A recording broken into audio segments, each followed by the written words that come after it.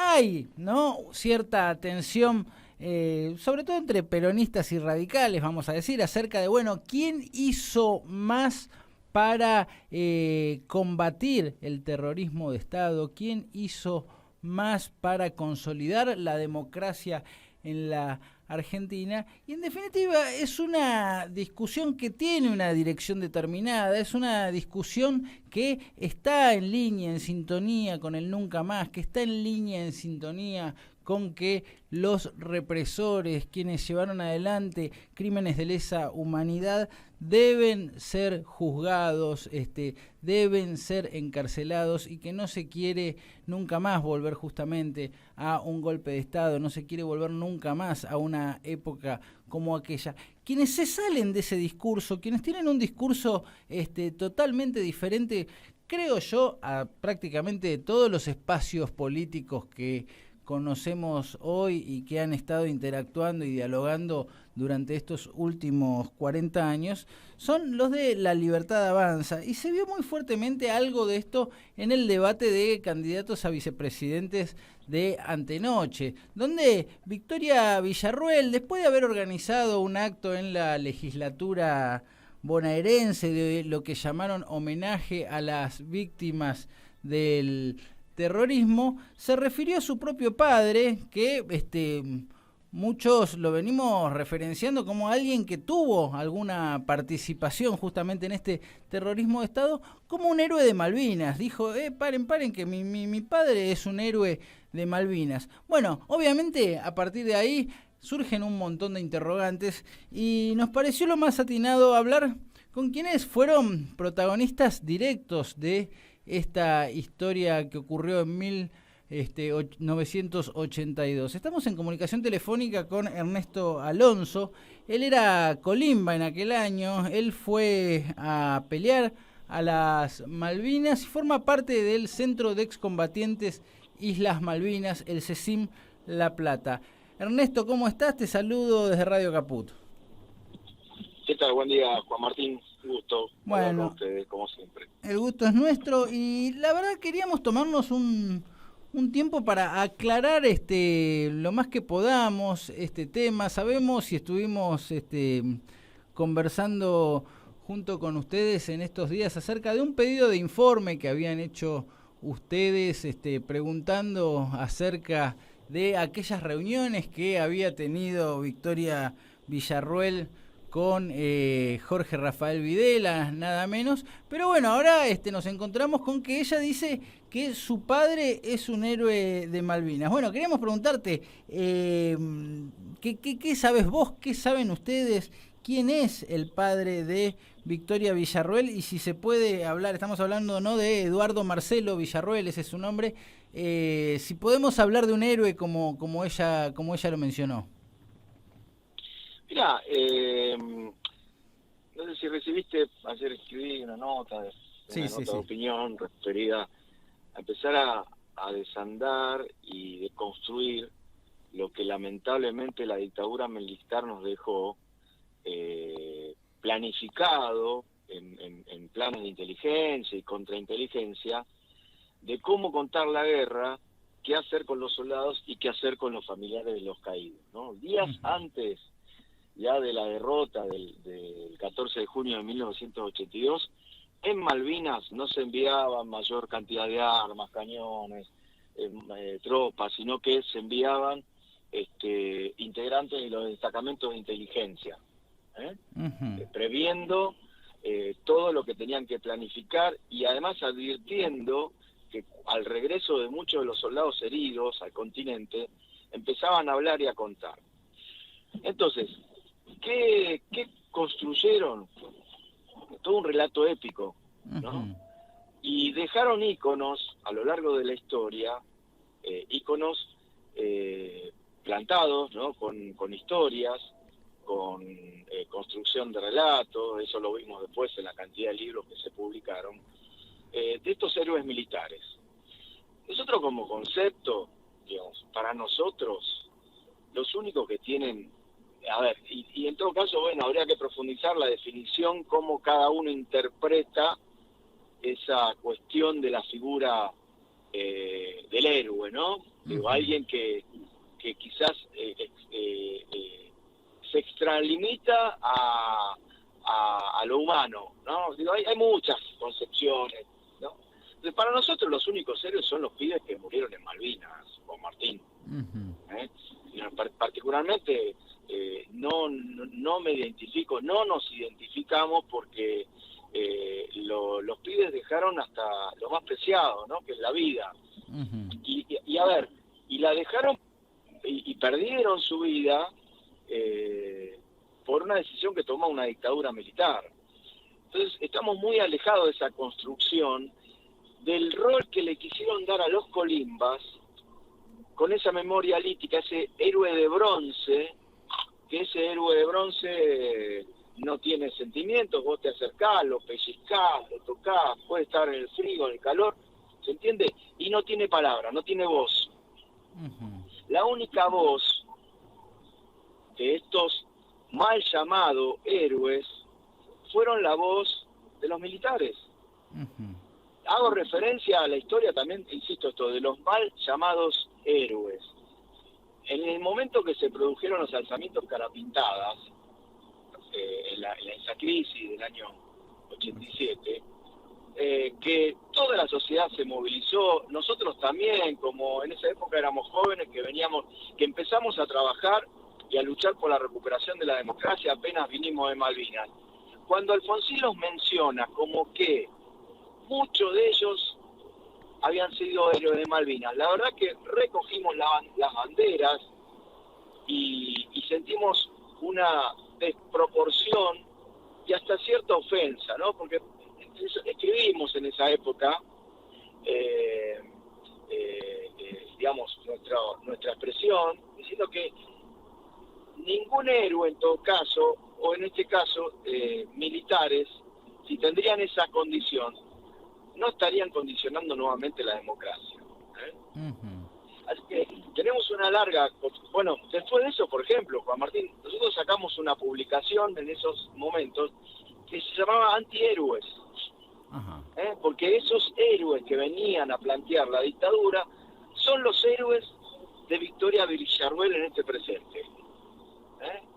Es, de alguna forma, seguir intentando con Malvinas tapar lo que fue la bochornosa participación, digamos, en términos profesionales en el conflicto, pero también darle un sentido de guerra justa a Malvinas contra lo que había sido la represión en el área continental. Entonces, lo que hoy vemos y observamos es que vos hacías referencia, ¿no? Victoria Villarruel hace una reunión en la legislatura de la Ciudad Autónoma de Buenos Aires y, por ejemplo, estaba presente Marcelo Llambillas Pravaz. Sí. Marcelo Llambillas Pravaz torturó soldados en Malvinas. Hay un caso que fue denunciado hace poco que estaqueó a soldados estando bajo fuego enemigo. Ese soldado sobrevivió, por suerte, tuvo la posibilidad de hacer la denuncia en la Fiscalía de Río Grande. Hubo otros casos que no sobrevivieron. Marcelo Llambillas Pravaz después fue carapintada.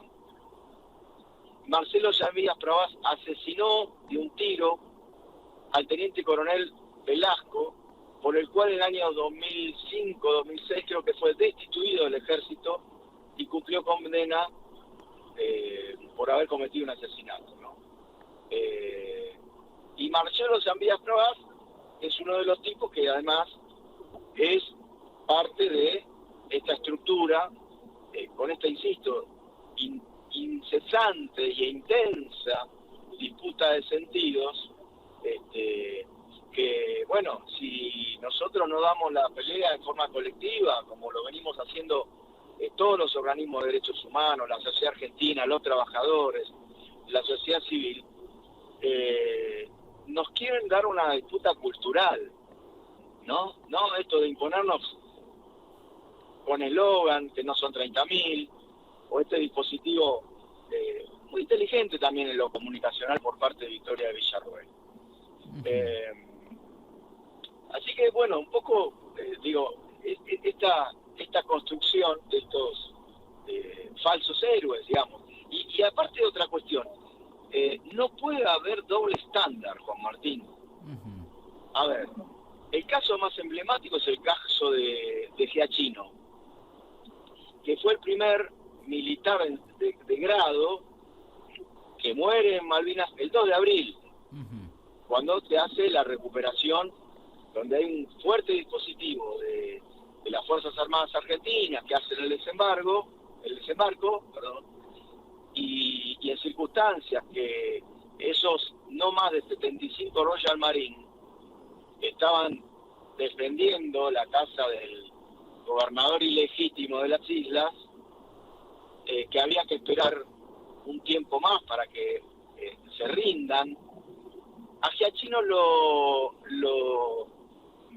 digamos, le juega en contra su propio instinto que había sido logrado en lo que fue su capacitación dentro de la doctrina de la seguridad nacional, y no se le ocurrió otra cosa que utilizar ese entrenamiento, el combate en localidades que tenían estos militares, e intentó ingresar a la casa del gobernador pateando una puerta como si fuera que pateara la puerta de un lugar a donde iban a chupar a muchos de los detenidos que posteriormente fueron desaparecidos. Y fue recibido por militares británicos preparados para la guerra con un nutrido fuego. Hago este relato porque quienes como Colimbas estuvieron con Giachino antes de Malvinas, era un tipo que se jactaba de ser un militar preparado para el exterminio de las personas que ellos identificaban como objetivos militares en esa época, ¿no? Giachino, además de haber participado en los grupos de tarea de la ESMA, participó en la zona 400 de Zárate Campanas y estuvo también en la base naval Mar del Plata. O sea, si hoy Giachino estuviese vivo, hoy estuviese cumpliendo condena. Quien lo identificó oportunamente fue uno de los sobrevivientes de la ESMA, que era Víctor Basterra. El 2 de abril, Víctor Basterra estaba adentro de la ESMA y escuchaba a los Pablos, que se llamaban ahí, a los jefes que estaban ahí adentro. Viste que murió Pablo, y Pablo era el nombre de guerra de Giachino. Y así te puedo dar relato diciendo como, a ver, el apropiador de bebés, Hidalgo de Garzón, apropiador de Santis, no puede ser héroe. Horacio Losito no puede ser héroe, no es un héroe. Astiz, Pernías, Rolón, Ferrari, que torturó soldados judíos en Malvinas, o Taranto, que estaqueó y torturó a los soldados en Puerto Howard. Entonces no puede haber doble estándar.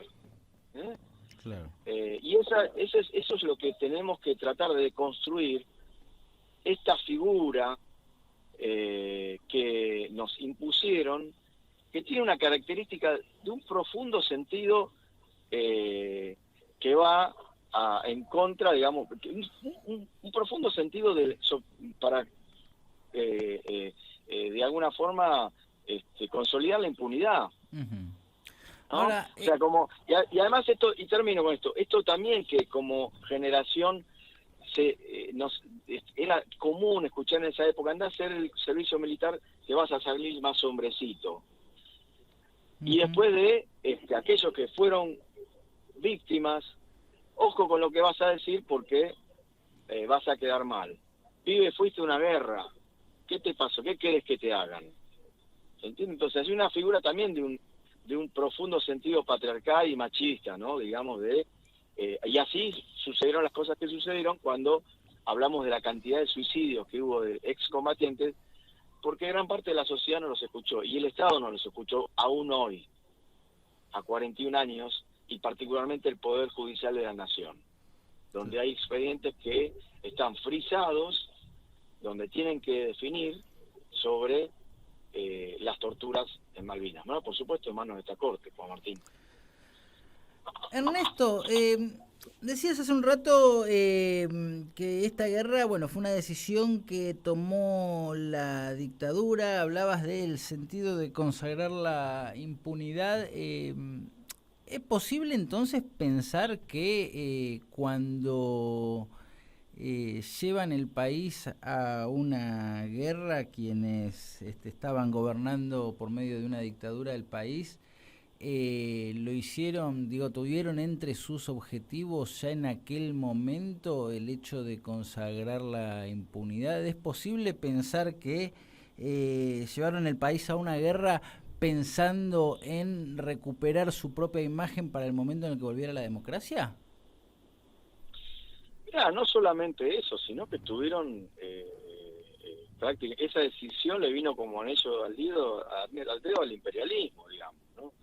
No hay que dejar, primero, la guerra de Malvinas no la tenés que dejar de analizar dentro del contexto de dictadura militar, en función de la situación interna de la República Argentina, pero tampoco lo podés dejar de analizar dentro del contexto mundial, que fue uno de los últimos conflictos dentro de lo que fue la Guerra Fría, de ese enfrentamiento que había entre la OTAN y el Pacto de Varsovia. Digamos, existía la Unión Soviética y además todas las dictaduras que existían en Latinoamérica, con una necesidad de un posicionamiento geoestratégico, geopolítico en el Atlántico Sur, donde la República Argentina, si vos haces el análisis, haces el control de daños de lo que nos dejó la dictadura, y si le sumás Malvinas, es inconmensurable. ¿Por qué? Porque después de la derrota militar, los británicos multiplicaron en 23 veces los territorios usurpados. Hasta antes del 2 de abril del 82 había maestras argentinas, vuelos regulares del ADE, los habitantes de las islas no estaban reconocidos como británicos, venían al continente a educarse, de vacaciones, a tener servicios de salud. Fíjate lo que esa dictadura nos dejó. Por eso también ponemos en discusión el falso concepto de gesta. ¿Entiendes?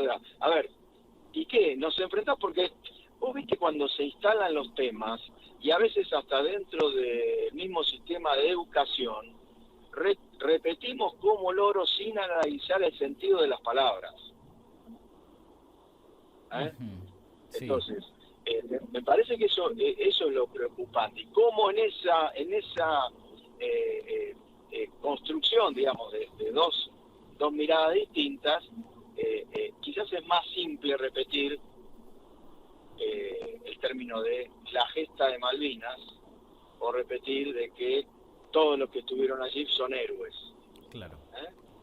O sea, y además, digamos, en el término, fíjate lo que hace Victoria Villarruel. No le digas nada a mi padre porque es un héroe. Entonces, como que eso te quita, te saca de cualquier posible... sí, te inmuniza. Sobre... ¿Cómo? Te inmuniza. Exactamente. Como que es una cuestión sacralizada, digamos. La guerra de Malvinas es algo que no se puede discutir, es algo que es una cuestión sacralizada, y lo mismo aquellos que se escudan bajo la cuestión de ser un héroe, ¿no? Y mirá si tenemos como para hablar de de los tipos que estuvieron a la altura de la circunstancia, pero te doy certeza de que vamos a poder hablar de una cantidad mayor de personas que no estuvieron a la altura de las circunstancias. Y por eso todavía esto es una asignatura pendiente que tienen las instituciones de la democracia, donde el proceso de memoria y verdad justicia, pudimos lograr el juicio a las juntas y todos los juicios que se desarrollaron a lo largo y a lo ancho del país. Las torturas en el área continental son delitos de lesa humanidad. ¿Y por qué para la Sala 1 de la Cámara de Casación Penal haber picaneado a un soldado en Malvinas, o haberlo enterrado, o haberlo asesinado, o haberlo ordenado no tener hambre, no es un delito de lesa humanidad? Que es algo que tiene que definir, insisto, la Corte Suprema de Justicia. En esa situación estamos hoy, ¿eh? Porque además nunca las Fuerzas Armadas explicaron por qué perdimos la guerra, ¿no? Y esa construcción y esas órdenes que se dieron de inteligencia, porque, a ver, lo vemos en toda la producción de pruebas que está incorporada en la causa. Digamos, tuvimos la desclasificación del informe de Ratemas, la desclasificación de los archivos secretos de Malvinas y todas las producciones de investigaciones que hicieron distintas universidades y la cantidad de informes que hay dentro de las agencias del Estado. Claro. Entonces, ¿qué más quieren para avanzar en algo que es necesario resolver? Esto que yo te decía, todavía la política de memoria, de verdad y justicia no alcanzó a analizar y a investigar a través de un proceso judicial los aberrantes hechos que ocurrieron en la Guerra de Malvinas. Ahora, Ernesto, yendo ahora al tema de la soberanía argentina sobre las Islas Malvinas, tenemos mucha claridad acerca de cuáles fueron los avances que se llevaron adelante tanto durante los gobiernos de Néstor y Cristina Kirchner como durante el gobierno de Alberto Fernández. También hemos dialogado mucho acerca de ciertos retrocesos que hubo durante el gobierno de Mauricio Macri. Bueno, ustedes nos han señalado de manera permanente en aquel momento lo que fue el pacto Foradori-Duncan, pero uno puede llegar a tener ciertos interrogantes acerca de qué ocurriría con la política de soberanía en materia de Malvinas ante un eventual gobierno de Milei y Villarruel. Y lo digo sobre todo porque también, volviendo al debate de antenoche, uno en algún momento la escuchaba a Victoria Villarruel planteando, ella dijo, la persona más cercana a la causa Malvinas de los que estamos acá presentes soy yo porque mi padre estuvo ahí. Entonces la pregunta que te hago es, porque hay mucha claridad y sobre todo también a partir de lo que nos acabas de contar acerca de lo que sería una política o una ausencia de política de derechos humanos en un gobierno de la Libertad Avanza. Ahora, en materia de soberanía, ¿vos creés que ellos podrían generar avances para intentar recuperarlas? No, absolutamente no, porque, a ver, si vos revisás primero lo que manifiesta quien encabeza esa lista como candidato a presidente, Javier Milei, ¿no? Que se referencia nada más ni nada menos con Margaret Thatcher, ¿no? Además lo que le produjo a la Argentina Margaret Thatcher con el hundimiento del crucero General Belgrano, lo que implicó ese proyecto de políticas neoliberales y lo que el propio pueblo, los trabajadores en Gran Bretaña sufrieron esas políticas. Después, lo que está manifestando, lo que expresa Javier Milei, no es nada más ni nada menos que lo que el Foreign Office ha diseñado como estrategia hacia la comunidad internacional para tratar de colar la figura de la autodeterminación de los pueblos. Y te explico cómo es eso. A ver, en Naciones Unidas se ha reconocido que hay una disputa de soberanía y también que además hay una presencia, hay una cuestión colonial, porque hay una usurpación que se produce en 1833 por la fuerza, la población argentina fue desplazado y su representante en ese momento, el gobernador Bernet también, y hay una población insertada, implantada, de origen originalmente británica. Entonces, el derecho a la autodeterminación solo le corresponde a los pueblos. Y la población que está allí es una población insertada, no es un pueblo. Claro. Entonces, no le cabe. Y Milei repite lo mismo que intenta imponer el Foreign Office. Y a su vez, después lo repite su eventual candidata a ocupar la Cancillería, que es Mondino, que es candidata a diputada nacional. O sea, y además se escudan con ese falso nacionalismo que expresa Victoria Villarruel. Ujú. como el falso nacionalismo que se reprodujo durante la dictadura militar, digamos. A ver, la dictadura destruyó el aparato productivo de nuestro país, Ujú. ¿no? Y además persiguió a los trabajadores, nos endeudó, tuvimos a Alemán y a Martínez de Oz como ministros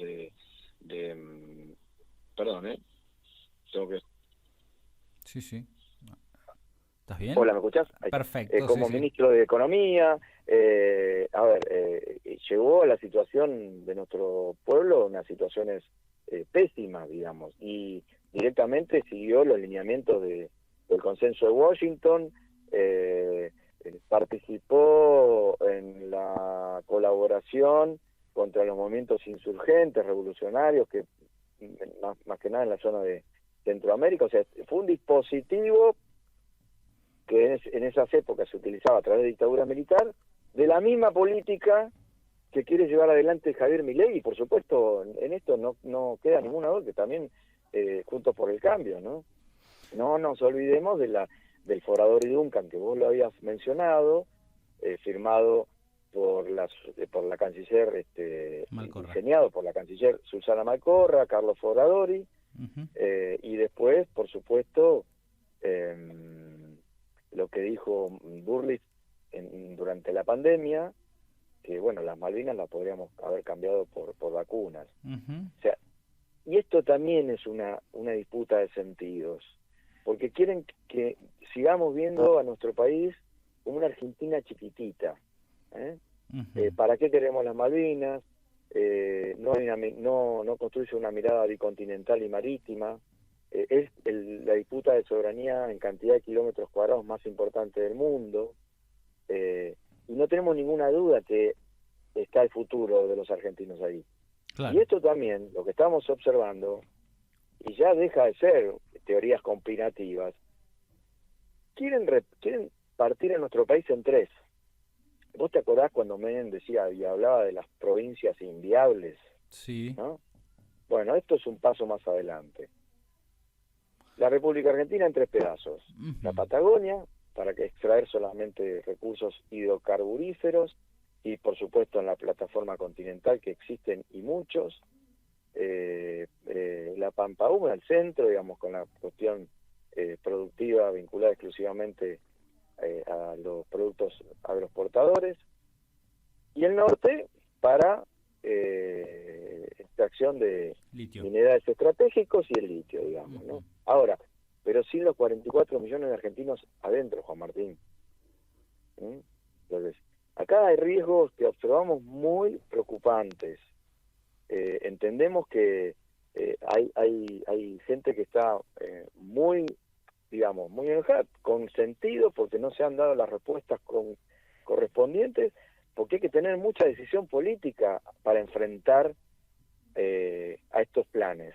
Ujú. Entonces, parece ser que la cuestión era que esto se resolvía por una cuestión de estilos, ¿no?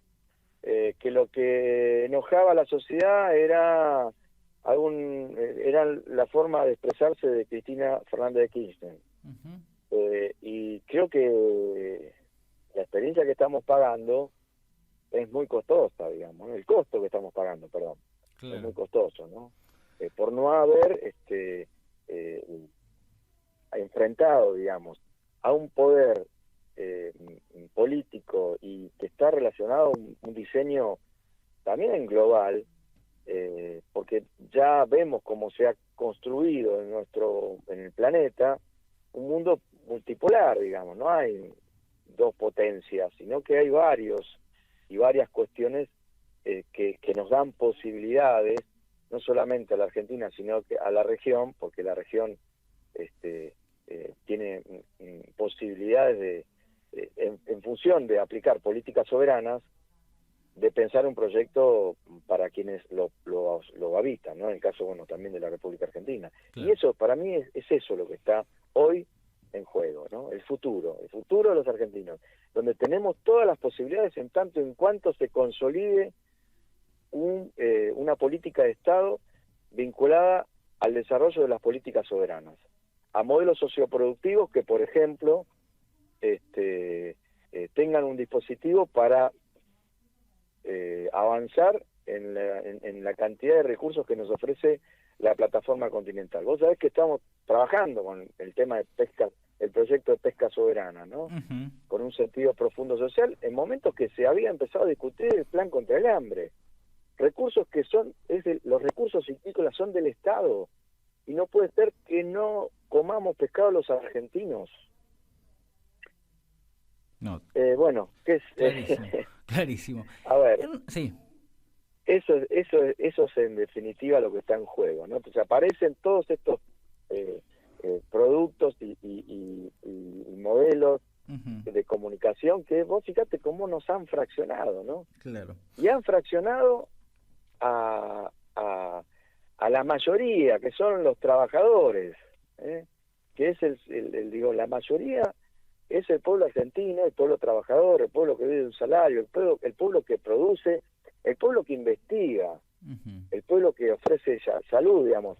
No hay salida para la República Argentina sin un Estado, y un Estado grande y presente, Juan Martín. Clarísimo. Ernesto, te quería preguntar por un último tema. Vos hace un rato mencionaste al pasar que había una idea dando vueltas en alguna época en la cual, bueno, si ibas a la colimba te hacías más hombrecito, ¿no? Decías. Claro, yo me acuerdo, yo tendría 14 años o 13 años cuando salí a festejar que dejaba de existir la colimba, el servicio militar obligatorio. Pero me acuerdo también, por ejemplo, haber conversado con mis hijas en aquel momento preadolescentes durante la pandemia acerca de lo que era la colimba, y ellas abriendo los ojos asombradas, casi sin poder creer que lo que les estaba contando, casi sin poder creer que cuando yo era chico eso existía, y que mi hermano, de hecho, que es algunos años mayor que yo, había sido sorteado para ir a la colimba.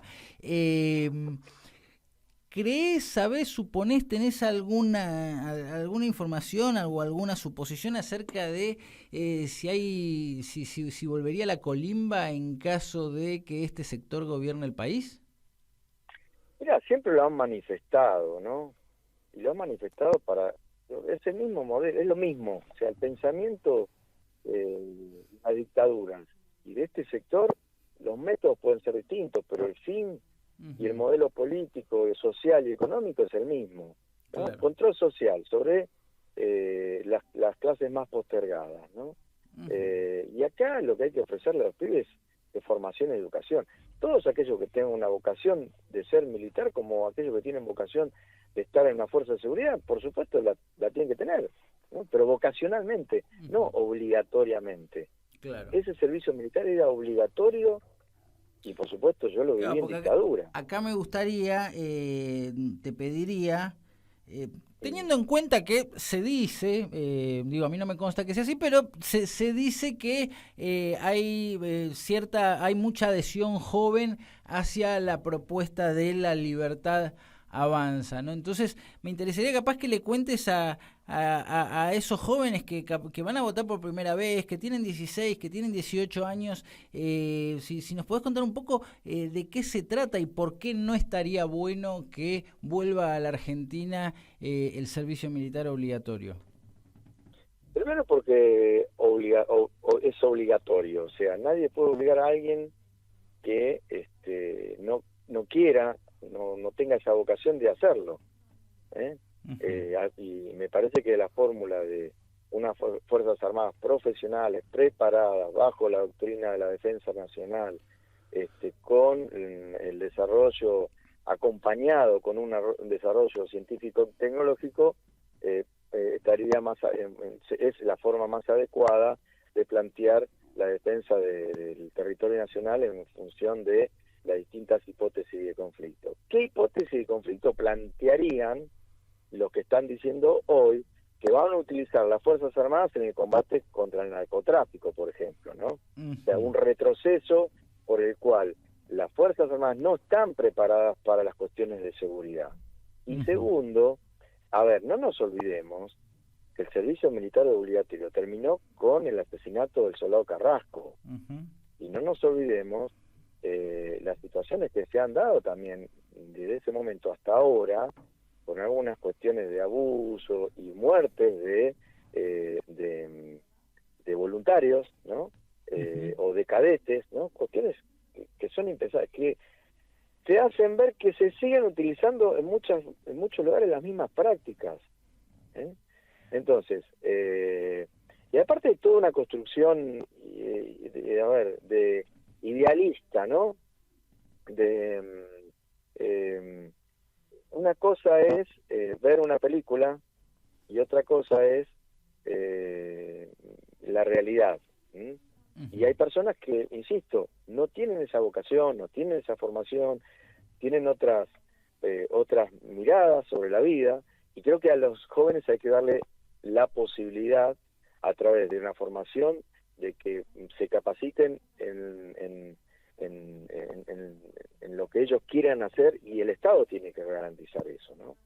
Me parece que sería nuevamente un gran retroceso a lugares que no podemos volver, digamos. Esta gente camina en chancletas y para atrás, digamos.